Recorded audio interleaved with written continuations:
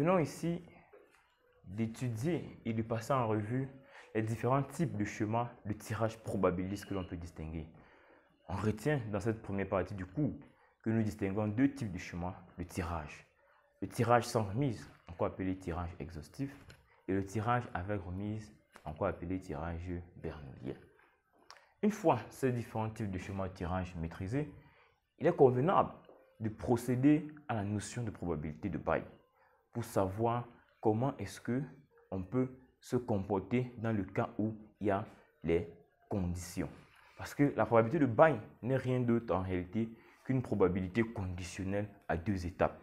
Ça veut dire que c'est une probabilité de cause. Il faut d'abord prendre en compte une première condition et l'associer à une seconde condition pour pouvoir trouver la probabilité recherchée. Alors, pour ce faire, nous allons procéder par un cas pratique. Donc, probabilité de Bayes, nous allons passer d'abord à la position du problème. Position du problème. Il faut bien comprendre ce mécanisme parce que le cheminement est un peu long, mais très pratique et toujours bien préféré par les enseignants dans le cas de leurs évaluations. Probabilité de Bayes, position du problème. Alors, on va considérer deux urnes. Considérons deux urnes, U1 et U2. Considérons deux urnes, U1 et U2, contenant chacune des proportions de boules blanches et de boules noires. Ça veut dire que dans l'urne 1, nous avons des boules blanches et des boules noires. Et dans l'urne 2, nous avons également des boules blanches et des boules noires. Alors, considérons deux urnes, U1 et U2, contenant chacune des proportions de boules blanches et de boules noires. On tire au hasard une boule.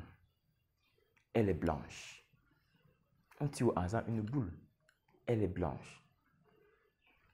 La question qui se pose est de savoir quelle est la probabilité que la boule blanche tirée provienne par exemple de l'urne 1. Ou alors, quelle est la probabilité que la boule blanche tirée provienne plutôt de l'urne 2. Donc, reprenons notre problème. Considérons deux urnes, U1 et U2, contenant chacune des proportions de boules blanches et de boules noires. On tire au hasard une boule. On constate qu'elle est de couleur blanche. Et on nous dit, quelle est la probabilité que la boule blanche tirée provienne de l'urne 1? Ou alors, quelle est la probabilité que la boule blanche tirée provienne de l'urne 2? Alors, ce qu'il faut garder à l'esprit, c'est que dans ce type de figure, c'est-à-dire lorsqu'on fait face à des probabilités de Bayes, il est toujours convenable et même recommandé de procéder d'abord à la définition des événements. Il faut toujours, dans la mesure du possible, définir d'abord les événements. Question de ne pas se tromper dans l'analyse. Alors, définition des événements dans la résolution, bien entendu. Donc, résolution du problème. Résolution du problème. On procède à la définition des événements. Définition des événements. Définition des événements. Définition des événements. Alors, nous allons par exemple noter E1. C'est notre premier événement, E1. On pourrait noter E1. La boule blanche tirée vient de l'urne 1. C'est le premier événement. La boule blanche tirée vient de l'urne 1. Puisqu'on nous a dit qu'on tirait une boule et qu'elle était de couleur blanche. Donc, E1, premier événement, on peut se dire que bon, la boule blanche tirée vient de l'urne 1. Alors, cet événement peut être matérialisé tout simplement en disant E1 égale à quoi? U1 inter B. Qu'est-ce que ça veut dire? Que l'événement E1 qui dit la boule blanche tirée vient de l'urne 1, de façon mathématique, c'est tout simplement dit que E1 égale à U1 inter B. Puisque l'intersection en langage probabiliste voudrait simplement dire quoi? l'événement U1 et B. Ça veut dire que la boule vient de l'une 1 et elle est de couleur blanche. Le B fait office à blanc. Donc, et elle est de couleur blanche. Définissons le deuxième événement E2. On dira la boule blanche tirée vient de l'une 2. Deuxième événement E2, la boule blanche tirée vient de l'une 2. Et en langage mathématique, on dira simplement E2 égale U2 inter B.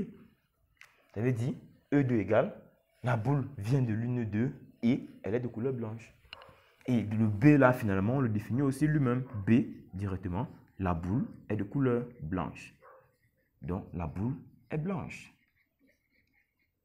La boule est blanche. C'est ça notre événement B, la boule est blanche. Ça veut dire que lorsque je mets E1 égale à U1 inter B, ça veut dire E1 égale, la boule vient de l'une 1 et elle est de couleur blanche.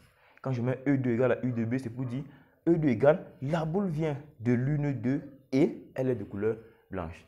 Maintenant, il est question initialement de calculer d'abord le B là. Qui est B? Il faut trouver la probabilité que la boule soit blanche. Puisque on nous a dit qu'on tirait une boule de lune et qu'elle était de couleur blanche. Mais maintenant, il faut qu'on calcule même d'abord la probabilité d'avoir une boule blanche. Étant donné que nous avons jusqu'à 2 urnes. Étant donné que nous avons jusqu'à 2 urnes et que chaque urne contient des proportions de boules blanches et de boules noires. Donc, il faut qu'on calcule d'abord quelle est même la probabilité pour tirer simplement une boule blanche. Alors, B sera égal à quoi? B qui est l'événement, la boule est blanche. Ça sera égal à quoi? Alors, si vous me suivez bien, vous serez d'accord à ce que j'écrive que B soit égal à E1 union E2. Nous sommes tous d'accord là-dessus.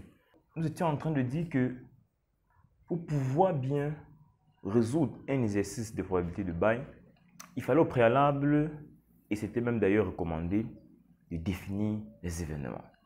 Nous sommes ici donc en train de définir les 10 événements par rapport au problème posé plus haut. L'événement B que nous avons défini étant la boule est de couleur blanche. Il est donc question ici de déterminer la probabilité de tirer une boule blanche. N'oublions pas, dans notre exercice, nous avons 2 urnes U1 et U2 contenant chacune des proportions de boules blanches et de boules noires. Alors, disons que l'événement B est sans doute égal à l'union des événements E1 et E2. C'est-à-dire que pour avoir une boule blanche, cette boule peut provenir soit de l'une 1 ou alors de l'une 2. Et si on passe à l'application des probabilités, on dira que la probabilité d'avoir l'événement B qui est la boule blanche serait égale à la probabilité de E1 union E2. À ce stade, on peut se rappeler de l'axiome de probabilité totale que nous avons vu dans le cours précédent. La probabilité de A union B était égale à la probabilité de A plus la probabilité de B moins la probabilité de A inter B. On peut appliquer ça ici. Ça veut dire la probabilité de E1 union E2 serait égale à la probabilité de E1 plus la probabilité de E2 moins la probabilité de E1 intersection E2. Cependant, E1 inter E2 représente ici un événement impossible, ce qui conduit à annuler la probabilité. Étant donné que la probabilité d'un événement impossible est égale à 0, ça veut dire que la probabilité de E1 inter E2 serait tout simplement égale à 0. Pourquoi est-ce que nous disons que E1 inter E2 est un événement impossible? Tout simplement parce que l'événement E1 nous dit la boule blanche tirée vient de l'urne 1. Et l'événement E2, quant à lui, nous dit la boule blanche tirée vient de l'urne 2. Tandis que lorsqu'on dit E1 inter E2, c'est pour dire que la boule blanche tirée provient à la fois de l'urne 1 et de l'urne 2, ce qui n'est pas possible. Donc, la probabilité de réalisation de cet événement est donc étant égale à 0. Alors, il nous reste donc la probabilité de E1 plus la probabilité de E2. On peut donc procéder au remplacement. E1 est égal à quoi? E1 étant égal à U1 inter B et E2 égal à U2 inter B. Nous pouvons les remplacer ici. C'est-à-dire que nous aurons la probabilité de U1 inter B plus la probabilité de U2 inter B. Voilà ce que nous donne la probabilité de tirer une boule blanche. Il est donc question pour nous de détacher les événements ou du moins les probabilités qui suivent. Alors, nous avons donc la probabilité d'avoir une boule blanche égale à la probabilité de U1 inter B plus la probabilité de U2 inter B. Or, nous avons vu, d'après l'axiome des probabilités composées, nous pouvons aisément dire que la probabilité de U1 inter B sera égale à quoi? À la probabilité de U1 fois la probabilité de tirer une boule blanche, sachant qu'elle provient de l'urne 1. Plus la probabilité de U2 inter B est égale à quoi? À la probabilité de U2 fois la probabilité de tirer une boule blanche, sachant qu'elle provient de l'urne 2. Voilà ici trouver la probabilité de tirer une boule blanche dans notre problème que nous avons posé. Voilà la probabilité de tirer une boule blanche. Or, la question n'est pas encore répondue, vu que la question était de savoir quelle est la probabilité que la boule blanche tirée provienne de l'urne 1. Puisqu'on nous a dit on tire une boule, autant pour moi, elle est de couleur blanche. Quelle est la probabilité qu'elle provienne de l'urne 1? Dans cette question, qu'est-ce que nous connaissons et qu'est-ce que nous ignorons? Qu'est-ce qu'il faut calculer en réalité? C'est la probabilité de quoi qu'il faut en réalité calculer? Si on nous dit quelle est la probabilité que la boule blanche tirée provienne de l'urne 1, quelle est l'information que nous avons? Nous avons juste l'information que la boule est blanche. Voilà ce qu'on sait. Nous savons que la boule est blanche, mais on voudrait qu'elle vienne de l'urne 1. On ne sait pas si elle est de l'urne 1 ou de l'urne 2, mais on voudrait qu'elle vienne de l'urne 1. Alors, la probabilité qu'il faudrait calculer, c'est une probabilité conditionnelle. C'est-à-dire, il faut calculer la probabilité que la boule vienne de l'urne 1, sachant qu'elle est de couleur blanche. Voilà en fait ce qu'il faut calculer. Vu qu'on nous dit, quelle est la probabilité que la boule blanche tirée provienne de l'urne 1? Ça va en réalité dire que l'information qu'on connaît est que la boule est déjà de couleur blanche. Maintenant, on voudrait qu'elle provienne de l'urne 1. Ça veut dire qu'il faut calculer la probabilité que la boule vienne de l'urne 1, sachant qu'elle est de couleur blanche. Alors, d'après l'axiome des probabilités composées, notamment les probabilités conditionnelles, la probabilité de A sachant B, que nous avons vu, est égale à quoi? Probabilité de A inter B sur probabilité de B, c'est-à-dire probabilité de U1 inter B sur probabilité de B. Or, probabilité de B n'est rien d'autre que la probabilité de tirer une boule blanche que nous avons matérialisée ici. Voilà à quoi s'attendre à la probabilité de tirer une boule blanche. Et la probabilité de U1 inter B sera tout simplement égale à la probabilité de U1 fois la probabilité de tirer une boule blanche, sachant qu'elle provient de l'urne 1, sur probabilité de B que nous remplaçons par ceci, donc sur PU1 multiplié par la probabilité de tirer une boule blanche, sachant qu'elle provient de l'urne 1, plus probabilité de tirer une boule dans l'urne 2, fois la probabilité de tirer une boule blanche, sachant qu'elle provient de l'urne 2. C'est donc cette formule que représente la probabilité de Bayes. Voilà la formule qui permet de calculer la probabilité de Bayes. Dans le cas où on voudrait que la boule blanche tirée provienne de l'urne 1.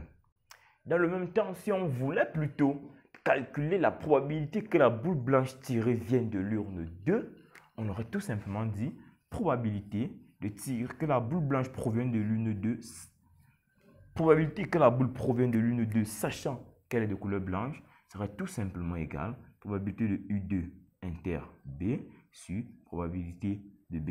La probabilité de B ne va pas changer, ça serait toujours égal à ceci, c'est-à-dire probabilité de U1 fois probabilité de tirer une boule blanche, sachant qu'elle provient de l'urne 1, plus probabilité de tirer une boule dans l'urne 2, fois probabilité de tirer une boule blanche, sachant qu'elle provient de l'urne 2, fois probabilité de U2 inter B, c'est probabilité de U2 fois probabilité de tirer une boule blanche, sachant qu'elle provient de l'urne 2. Donc, voilà également la formule de la probabilité de Bayes. Si la boule blanche provenait de l'urne 2, de façon générale, la formule que l'on peut donner pour déterminer la probabilité de tirer une boule blanche, ou du moins la probabilité que la boule blanche tirée provient de n'importe quelle une de façon générale, on peut retenir la probabilité de UI sachant B serait égale à la probabilité de UI étoile probabilité de B sachant UI divisé par la somme sur I allant de 1 à N des probabilités de UI fois la probabilité de tirer une boule pour un mélange UI. Voici la formule de probabilité de Bayes de façon générale que vous pouvez retenir et appliquer dans un exercice de façon directe. Mais toujours est-il, il est recommandé de procéder au suivi des différentes étapes que nous avons procédées pour obtenir cette formule finale, parce que la démonstration des différentes étapes conduit à l'obtention d'un certain nombre de points.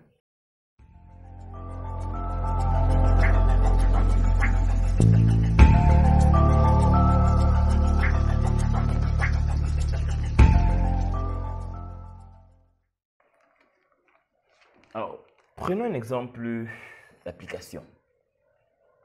Exemple numéro 1, qui est un exemple du cours, bien entendu. Sur 1000 petites et moyennes entreprises, 10 font faillite dans l'année. Et sur 1000 grandes entreprises, 2 font faillite dans la même année. Une entreprise fait faillite. On dit quelle est la probabilité pour que ce soit une petite et moyenne entreprise, sachant qu'il y a 70% de petites et moyennes entreprises dans l'ensemble des entreprises. Alors, on va maintenant prendre les données. On dit sur 1000 petites et moyennes entreprises, 10 font faillite dans l'année. Alors, je peux dire petites et moyennes entreprises, 10 sur 1000 font faillite. 10 sur 1000 font faillite. Et sur 1000 grandes entreprises, 2 font faillite dans la même année. Donc, grandes entreprises, sur 1000, 2 font faillite. Donc, 2 sur 1000 font faillite. Et sur 1000 grandes entreprises, 2 font faillite dans la même année. On nous informe qu'une entreprise fait faillite. On veut savoir quelle est la probabilité pour que ce soit une petite et moyenne entreprise, sachant qu'il y a 70% de petites et moyennes entreprises dans l'ensemble. Donc, dans l'ensemble, il y a 70% de petites et moyennes entreprises. La question est de savoir quelle est la probabilité pour que ce soit une petite et moyenne entreprise. Donc, voilà l'exercice. On nous dit, il y a les petites et moyennes entreprises, il y a également les grandes entreprises. Sur 1000 petites et moyennes entreprises, 10 font faillite dans une année. Et sur 1000 grandes entreprises, 2 font faillite. On nous informe au total qu'il y a 70% de petites et moyennes entreprises. Ensuite, on nous dit, une entreprise fait faillite. Quelle est la probabilité que ce soit une petite et moyenne entreprise? Alors, nous sommes ici en situation de probabilité de Bayes, parce que les conditions s'appliquent à 2 niveaux. Déjà, une entreprise fait faillite, elle peut être soit une petite et moyenne entreprise, ou alors une grande entreprise. Il faut d'abord qu'on détermine la probabilité pour qu'une entreprise fasse faillite. Ensuite, nous allons maintenant rechercher la probabilité pour qu'une entreprise qui a fait faillite soit une petite et moyenne entreprise. Et pour ce faire, procédons à la définition des événements. Alors, on a la ligne définition des événements. Définition des événements. Définition des événements. E1, qu'est-ce qu'on peut dire? Événement E1, on peut définir quoi? Une entreprise fait faillite et c'est une petite et moyenne entreprise. Ou tout simplement, une petite et moyenne entreprise fait faillite. Donc, on peut dire E1, une PME fait faillite. Une PME fait faillite. face à E1, une PME fait faillite. Alors, E1 peut être défini comment?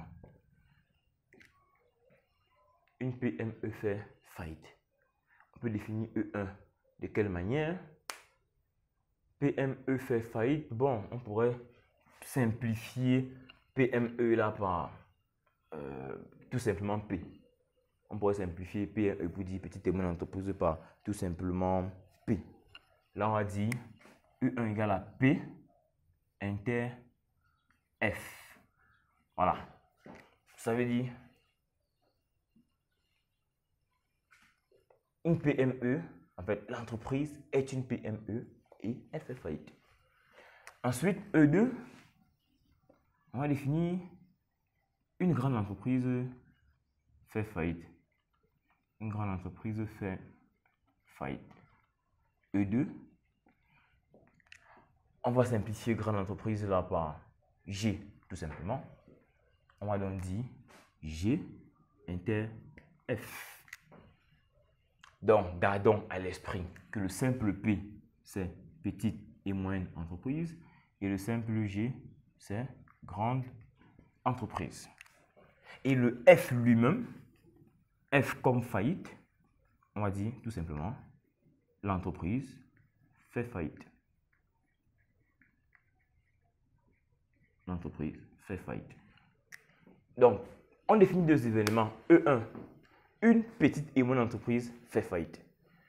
De façon mathématique, on dira E1 égale à P inter F en gardant à l'esprit que P inter F voudrait dire que une PME, c'est pour dire l'entreprise est une PME et elle fait faillite. E2, on dit une grande entreprise fait faillite. On matérialise E2 par G inter F en gardant à l'esprit que l'entreprise est une grande entreprise et elle fait faillite. Et on définit l'événement F, tout simplement, l'entreprise fait faillite. Il est donc question pour nous de calculer donc la probabilité de F, donc pour que l'entreprise fasse faillite. Alors F serait égal à quoi? Tout simplement E1 union E2. F serait égal à E1 union E2.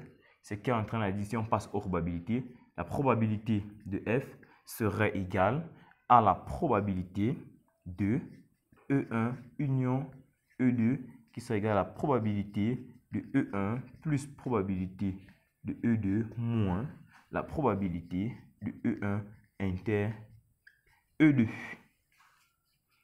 Bien entendu, probabilité de E1 inter E2 égale 0 parce que une entreprise ne peut pas faire faillite et elle est à la fois petite et moyenne entreprise, en même temps grande entreprise. Pour ça que probabilité de E1 inter E2 égale 0, vu qu'une entreprise ne peut pas être à la fois PME et GE, donc événement impossible, probabilité est égale à 0. Alors, PF, cela voudrait dire que la probabilité que l'entreprise fasse faillite, c'est égal à P de E1, on remplace E1 par sa formule, ça fait P de P inter F plus P de E2, P de G inter F. Bon, il va falloir qu'on soit un peu méthodique parce qu'il y a P deux fois, on risque de confondre les P, mais bon, c'est pas grave. P de P inter F c'est égal à quoi? P de P, bon, il ne faut pas confondre les P. Le premier P, c'est la probabilité. Le deuxième P, c'est le P que nous avons matérialisé ici, là, comme petite et moyenne entreprise. Multiplié par la probabilité de F sachant P. Multiplié par la probabilité de F sachant P plus P de G multiplié par la probabilité de F sachant G. Alors, ce qui serait égal à quoi? Nous sommes ici en train de vouloir déterminer la probabilité de F, F étant l'événement l'entreprise fait faillite. Donc, nous voulons calculer la probabilité que l'entreprise fasse faillite.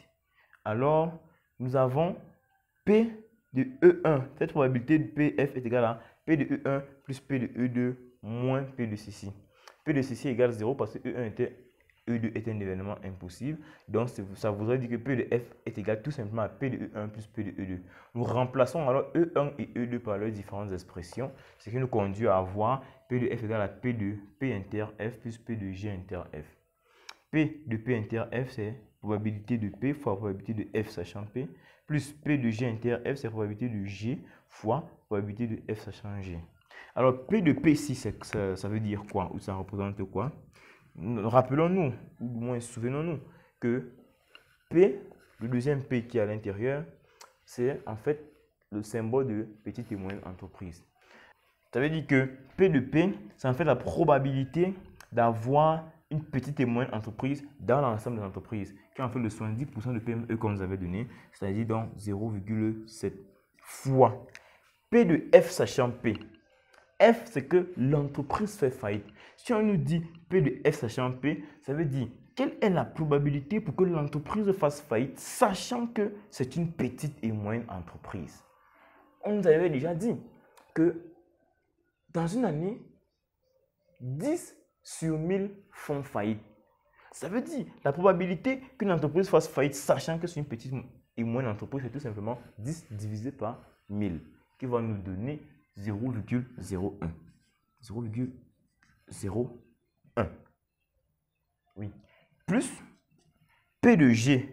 P de G représente la probabilité d'obtenir une grande entreprise dans l'ensemble.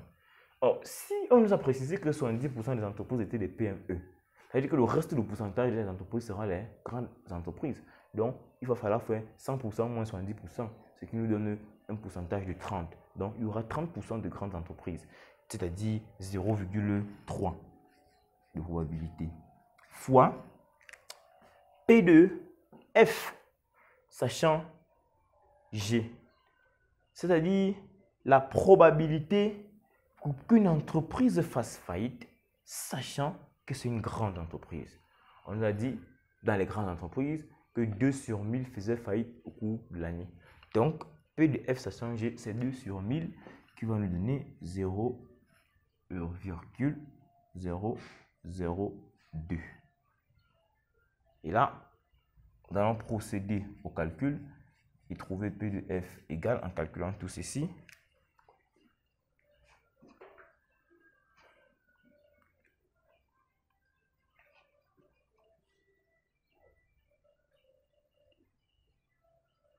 Donc, il est question d'additionner 0,7 fois 0,01 plus 0,3 fois 0,002.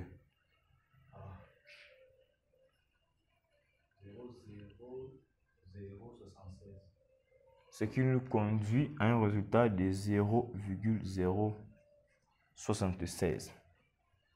Maintenant, il faut répondre à la question. Puisque là, ce que nous venons de faire, nous venons juste de trouver la probabilité pour que l'entreprise fasse faillite. Maintenant, il faut répondre à la question qui était de savoir quelle est la probabilité que ce soit une petite et moyenne entreprise. C'est-à-dire que il faut calculer la probabilité d'avoir une petite et moyenne entreprise sachant qu'elle fait faillite. Puisqu'on nous a dit dans l'exercice qu'une entreprise fait faillite, quelle est la probabilité que ce soit une petite et moyenne entreprise? Et que ce que nous connaissons, c'est que l'entreprise fait faillite.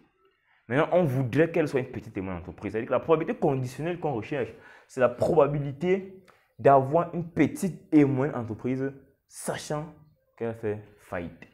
Ce qui va donc donner la probabilité d'avoir une petite et moyenne entreprise inter F sur probabilité de F. Ce qui va donc donner probabilité de P fois la probabilité de F sachant P sur probabilité de F. Probabilité de F était égale 0,076. Probabilité de P fois probabilité de F sachant P, c'est 0,7 fois 0,01. Ce qui est en train de dire que nous obtenons la probabilité que ce soit une petite et moyenne entreprise fasse faillite égale. Voilà ainsi trouver la probabilité d'obtenir une entreprise qui soit une petite et moyenne entreprise et qu'elle ait fait faillite. Okay. Alors, chers amis, nous allons vous demander d'être très vigilants au niveau des applications numériques parce qu'il se peut que la calculatrice nous joue des mauvais tours. Comme par exemple, au niveau de la probabilité que l'entreprise fasse faillite, c'est plutôt 0,2076 au lieu de 0,1 seul 0. Donc, c'est plutôt 0,2076. Il faudra être très vigilant lorsque vous allez procéder à l'application numérique. Et à ce niveau également, lorsque vous allez remplacer par 0,2076, le résultat sera plutôt 0,921. Donc, nous vous remercions pour votre compréhension. Et ceci marque la fin du premier exemple et nous allons prendre directement le deuxième exemple. Exemple 2, contenu dans le support de cours. On nous dit, dans un centre hospitalier, 25% des hommes sont des borgnes, contre 20% des femmes. Sachant que dans ce centre, 45% des malades sont des borgnes, déterminez la probabilité pour qu'un malade pris au hasard soit une femme. Exercice. Prenons alors les données. Alors, ça veut dire que les malades à qui nous avons affaire sont des borgnes. Je vais mettre comme ça, borgnes. 25% sont des hommes. On pourrait dire 25% des hommes contre 20% des femmes. On va dire 20% des femmes. Sachant que dans ce centre, 45% des malades sont des hommes. Donc, à côté de ça, on a 45% de malades hommes.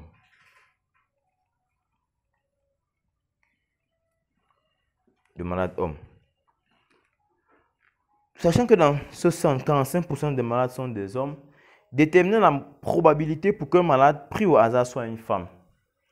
Donc, on demande de déterminer la probabilité pour qu'un malade pris au hasard soit une femme. Donc, probabilité pour qu'un malade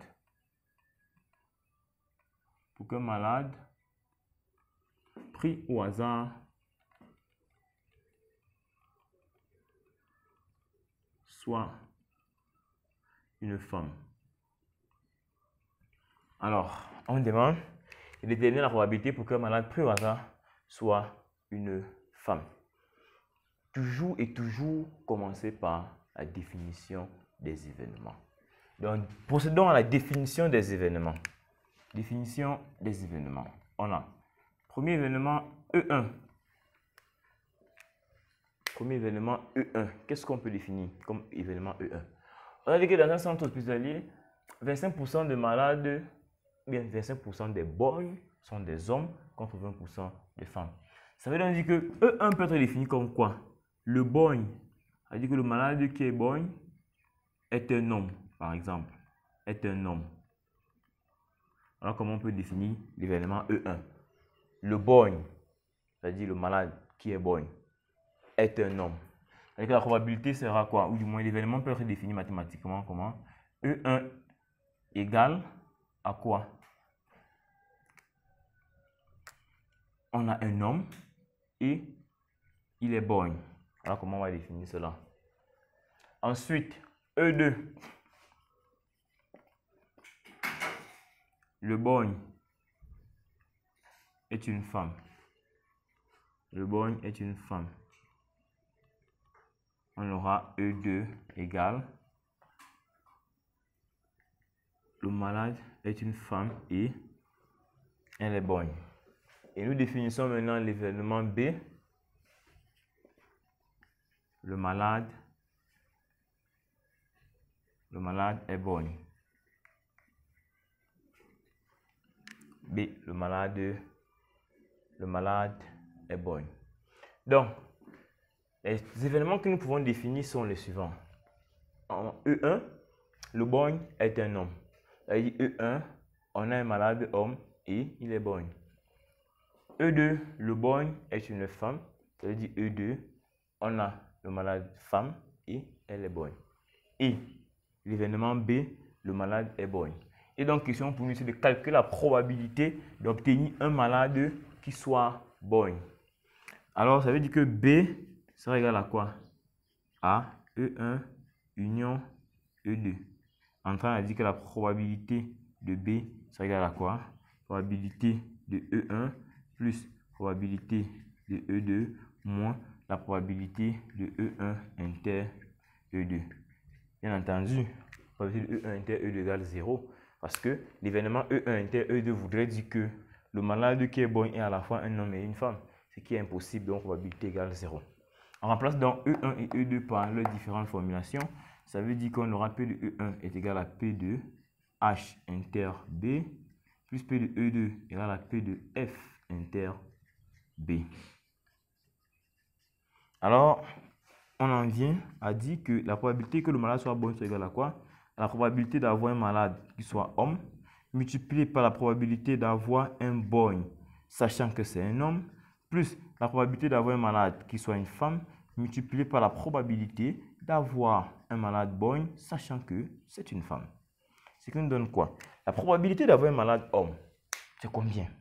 On nous a dit que 45% de malades étaient des hommes. Ça veut dire que la probabilité d'avoir un malade homme, c'est 0,45 fois la probabilité d'avoir un malade qui soit boy, sachant que c'est un homme. On nous a dit sur les boys, 25% étaient des hommes. Donc, ça veut dire 0,25. Plus la probabilité d'avoir un malade femme. S'il y a 45% de malades hommes, ça veut dire qu'il y aura 100% moins 45% de malades femmes. C'est-à-dire 55% de malades femmes. C'est-à-dire 0,55 fois la probabilité d'avoir un boy, sachant que c'est une femme. On a dit sur les malades boy, il y avait 20% de femmes, c'est-à-dire fois 0,2. Ainsi, nous pouvons faire cette application numérique afin de trouver la probabilité d'avoir un malade qui soit boy. Nous avons alors 0,222. 0,222. Maintenant, nous pouvons répondre à la question. Nous pouvons répondre à la question qui est de savoir la probabilité pour qu'un malade pris au hasard soit une femme. Probabilité pour qu'un malade pris au hasard soit une femme. Quelle est donc cette probabilité? Bien entendu, c'est une probabilité conditionnelle. Probabilité de quoi? D'avoir une femme. C'est de ça qu'il s'agit. Puisque dans l'exercice, on nous a dit que on choisit un malade au hasard, il est bon. Quelle est la probabilité que ce soit une femme? Probabilité pour qu'un malade pris au hasard soit une femme. Ça veut dire que la seule chose qu'on connaît, c'est que le malade est bon. Mais on voudrait qu'elle soit une femme. C'est pour ça qu'on m'a dit probabilité d'avoir un malade femme, sachant qu'elle est bonne. Donc, ça va nous donner probabilité de F inter B sur probabilité d'avoir un boy. C'est-à-dire probabilité de F fois probabilité d'avoir un boy, sachant que c'est une femme, sur la probabilité d'avoir un boy. Ça va nous donner probabilité de F 0,55 fois probabilité d'avoir un boy, sachant que c'est une femme, 0,2 sur la probabilité d'avoir une bonne qu'on vient de calculer, 0,222, ce qui nous conduit à obtenir la probabilité recherchée qui sera égale probabilité recherchée, les questions de faire l'application numérique telle que au tableau, c'est-à-dire 0,55 fois 0,2, le tout divisé par 0,222. Ce qui nous conduit à 0,495. Ce qui nous conduit donc à une probabilité de 0,495. Voilà en fait la probabilité d'avoir un malade qui soit une femme, sachant qu'elle est bonne. Et ceci permet donc de répondre à la question posée. Cette probabilité, ou du moins ce résultat, marque ainsi la fin de notre deuxième exemple et ça permet également de clôturer notre chapitre sur le schéma de tirage probabiliste et les probabilités de bail. Nous reviendrons dans les prochaines vidéos pour accentuer les exercices afin de faciliter la compréhension de ce chapitre. Nous vous remercions.